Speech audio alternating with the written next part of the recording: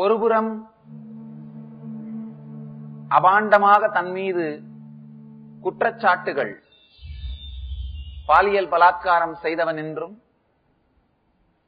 ஆண்மை குறைபாடு உள்ளவன் என்றும் குற்றச்சாட்டுகள் சாட்டப்பட்டு தன் வாழ்க்கையே பழித்தும் அழித்தும் விட்டார்கள் என்கின்ற துக்கத்தோடு சசிகுமார் எப்படி இந்த பிரச்சனைக்கு நித்திய தர்மம் தீர்வு காணப் போகிறது, இந்த பிரச்சனையை எப்படி தீர்ப்பது, தொடர்ந்து காண்போம். நீங்க சொல்லுங்க. இப்போ ஒரு இறுதியான முடிவுக்கு வந்தே ஆகணும், தீர்வுக்கு வந்தே ஆகணும். உங்க அம்மா இங்க முன்னாடி உட்கார்ந்து இருக்காங்க. உங்க அம்மா அவங்களுடைய வெறுப்பு உங்க மேல வர்றதுக்கு என்ன காரணம்னு சொல்றாங்கன்னா, அவங்கள நீங்க கொல்ல பாத்தீங்க, அவங்க செத்தே ஆகணும், வீட்டை விட்டு போய் ஆகணும், இல்ல செத்தாகணும் அப்படின்னு நீங்க முயற்சி பண்ணீங்கன்னு அவங்க சொல்றாங்க. அது எந்த அளவுக்கு உண்மை? அது போய் என்ன ஆக்சுவலா சொன்னீங்க? அந்த மாதிரி சொன்னீங்களா? எப்போவாது சொன்னதுன்னா டார்ச்சர்னால சொல்லிருக்கோம். இல்ல, முதல்ல டார்ச்சர் ஆரம்பிச்சது அவங்களா நீங்களா? அவங்கதான். என்ன டார்ச்சர் ஆரம்பிச்சாங்க? இந்த பிரச்சனை உருவாக்கணும். இந்த அந்நிய சித்தியை கெடுத்துனால சித்தியை கெடுத்து சொன்னேன்ல, சித்தியை கெடுத்துட்டாங்க. அது என்ன ஸ்டார்ட் ஆகுதுன்னா அண்ணன் கல்யாணத்து அன்னைக்கு. எப்ப அப்படின்னு கல்யாணத்தன்னையில தான் சொந்த பந்தத்தை எல்லாம் பரப்பிட்டு நீங்க செஞ்ச தப்புனால அவங்க நீங்க தான் அன்னைய மாலை இதெல்லாம் கலட்டி போட்டு எனக்கு மாலையை கட்டி போடுறதுதான் அந்த பிரச்சனைக்கு அந்த அக்கலை வீட்டுக்கே வரல 3 மாசம் வீட்டுக்கு. அதுக்கு இதுக்கு என்ன, அங்கேயே அவங்க சித்தி வீட்டுல சாப்பிட்டு இருந்தாங்க. அது உங்க திட்டு இருப்பாங்க போல இருக்கு, இங்க இருந்து நான் சாப்பிட வைக்கிறேன் அப்படின்னு. நான் என்ன சொல்றேன், மாலையை கட்டி போடுறது, சித்தி வீட்டுல சாப்பிடுறது அப்படிங்கறதுக்காக கற்பழிச்சார்னு சொல்றது சரியா? நீங்க சொல்லுங்களேன். அது சொல்லக்கூடாது. நீங்க சொல்லுங்கம்மா. சொன்னியா அப்படின்னு? அப்புறம் சொல்லிட்டு இரு. நீங்க சொல்லலையா? அப்புறம் எப்படி அந்த மாதிரி ஒரு வதந்தி பரவ ஆரம்பிச்சது? சொல்லு, யார் ஆரம்பிச்சது? நீங்க கல்யாணம் நான் தான் சொல்லிட்டேங்கிற. நான் சரி, நான் அதையும் செஞ்சேன். அதை மண்ணுத்துக்க, இனி திருந்தி வா. திருந்தி வேணா, தப்பு பண்ணாதான் திருந்தி வர்றதுக்கா? திருந்தி வேணா, அப்ப நான் தப்பு பண்ண மேல வருது மறுபடி புதுசா மறுபடியும் ஆரம்பிச்சு. நீங்க சொல்றீங்க திருந்தி வா அப்படின்னு. ஆனா நீங்க செஞ்சிருக்கிற அந்த அவருக்கு செஞ்சிருக்கிற பாதிப்பு ரிப்பேர் பண்ண முடியாத அளவுக்கு பாதிப்பு பண்ணி சொல்லலாம். உலகம் ஃபுல்லா நியூஸ் போயிருக்கு, பத்திரிகையாக, டிவியில மட்டும் தான் வரல. அதுக்கு மறுபடியும் ஏற்பாடு பண்ணி அது தடுத்தது யாரு? அது என்னன்னு நீ சொல்றது புரியணும் எங்களுக்கு. என்ன புரியாம சொன்னீனா, நடக்காததையும் சொன்னீங்கன்னா நாங்க எப்படிதான் பதில் சொல்றது? சொல்லு.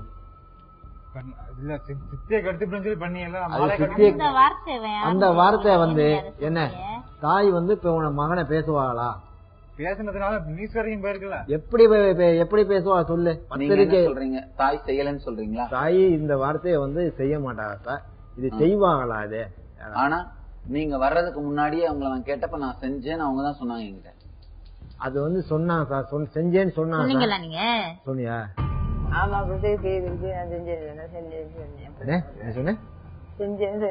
செஞ்சியா? என்ன செஞ்சியா சொல்லு. அப்புறம்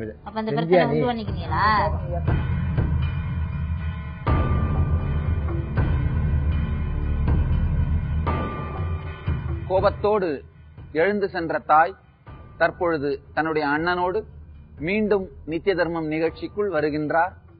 வந்து உட்காருங்க. இடம் இடங்க, நீங்களும் உட்காருங்க.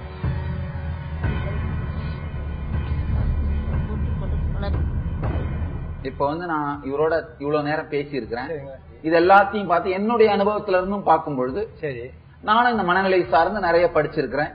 நிறைய எனக்கு தெரிஞ்ச விஷயங்களை பார்க்கும்போது இவர் மனநிலை சரியில்லாதவர்னு சொல்லப்படுவது முழுக்க முழுக்க பொய். சரி, நீங்க ஒரு பெரியவங்க, குடும்பத்துல பெரியவங்க, நீங்க அவரை பார்த்திருக்கீங்க பல வருஷங்களா.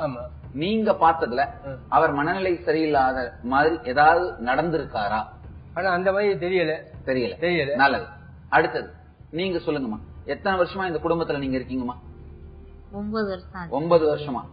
அவர் மனநிலை தவறியவர் மாதிரி எப்பவாவது நடந்து நீங்க பாத்திருக்கீங்களா? அந்த மாதிரி தெரியல அவங்க இதுன்ற நேரம். நல்லது. நீங்க சொல்லுங்க. ஒரு திருமணமாய் வாழ வேண்டியவரை பாலியல் பலாத்காரம் செஞ்சுட்டாரு அப்படின்னு ஊருக்குள்ள பரப்பனா யாராவது மணமகள் தருவாங்களா? அவரால் கல்யாணம் பண்ணிட்டு வாழ முடியுமா? இந்த ஒரு தகவல் எனக்கு தெரியல. உங்களுக்கு தெரியாது? அது தங்கச்சியும் என்கிட்ட சொல்லல. அண்ணன் சொல்லக்கூடாது அப்படி சொல்லி மறைக்கலையா, மறைச்சாங்களா இல்ல? இந்த இப்ப நீங்க வந்ததுக்கு தகவல் எனக்கு தெரியும். சரிங்க. அடுத்தது ஆண்மை இல்லாதவர் அப்படின்ற தகவல் ஊருக்குள்ள பரப்பப்பட்டிருக்கு, அந்த பத்திரிகையிலையும் பரப்பப்பட்டிருக்கு. அந்த மாதிரி பரப்பினா யாராவது பெண் கொடுப்பாங்களா? அவர் கல்யாணம் பண்ணிட்டு வாழ முடியுமா? அது இதுக்கு யார் பொறுப்பு? அதுக்கு பொறுப்புன்னு சொன்னா நம்ம அந்த மாதிரி பரப்புனதா எனக்கு அது இது ரெண்டுமே நமக்கு தெரியல. நீங்க என்ன சொல்றீங்க? அவங்களுடைய இப்போ ஒரு அடிப்படையா சில விஷயங்கள் முடிவாயிருச்சு. நீங்க மனநிலை தவறியவர் சொல்லப்பட்டது முழு பொய். இப்ப அடுத்து மற்ற விஷயங்கள் என்ன நடந்ததோ எல்லாமே நம்ம கண் முன்னாடி தெரியுது. இதுக்கு மேல என்ன நடக்கணும்னு நீங்க நினைக்கிறீங்க? முதல் பாயிண்ட் சொல்லுங்க. முதல் பாயிண்ட் கல்யாணம் பண்ணணும். ஒரு நிமிஷம் அம்மா, நீங்க சொல்லுங்க. அவருக்கு பொறுப்பெடுத்து பொண்ணு பார்த்து கல்யாணம் பண்ணி வைக்கிறது தயாரா இருக்கீங்களா? நல்லது. இப்ப உங்க வார்த்தையை உங்க 4 பேருடைய வார்த்தைன்னு எடுத்துக்கலாமா? எடுத்துக்கலாம். அதுல என்ன இவங்க 15 நாளைக்கு வந்து இருக்க வேண்டியல, வந்து 4 நாள் 3 நாள் நின்று வேலைக்கு போட்டோம். உடையதான் அங்கேதான் இருக்கணும்ல, ஏன்னா பொழப்பும் கிடக்கூடாது. ஏன்னா அதையும் நான் பேசணும். போய் வந்து நிக்கட்டும், ஒரு 4 நாள் 5 நாளைக்கு நிக்கட்டும். அதை நாங்க பாத்துட்டு நாங்க அதுக்குள்ள ஏற்பாடு பண்றோம். நல்லது. ஆமா. இப்ப நீங்க அதுக்கு தயாரா இருக்கீங்களா? சொல்லுங்க. நீங்க அண்ணன் சொல்லு, தாய் சொல்லுங்க, அண்ணன் சொல்லுங்க, அண்ணன் சொல்லுங்க. பேசாம பண்ணி வைக்கிறீங்க. முதல் பிரச்சனை சால்வ் ஆயிடுச்சு. அடுத்தது வேற என்ன வேணும்? அவ்வளவுதான். மத்ததெல்லாம் நீங்களே பாத்துக்கிறீங்க. அவ்வளவுதான். இப்ப அவர் மேல செய்யப்பட்ட குற்றச்சாட்டுகள் அது பொய்ன்னு சொல்றதுக்கு நீங்க தயாரா இருக்கீங்க? அதே மாதிரி அவருக்கு திருமணம் செய்து வைக்கவும் தயாரா இருக்கீங்க? நல்லது. இறுதியான இந்த நித்திய தர்மத்தின் மூலம் நிகழ வேண்டிய தீர்வு, இவர் இழந்த நற்பெயர் மீண்டும் அவருக்கு கிடைக்க வேண்டும். இவர் மீது சுமத்தப்பட்ட குற்றச்சாட்டுகள் பொய் என்று இவர் வாழும் சமூகத்திற்கு தெரிய வேண்டும். இவர் விரும்பியபடி இவர் மன வாழ்க்கை இனிமையாக அமைய வேண்டும். இதுவே தீர்ப்பு, இதுவே நித்திய தர்மத்தின் தீர்வு.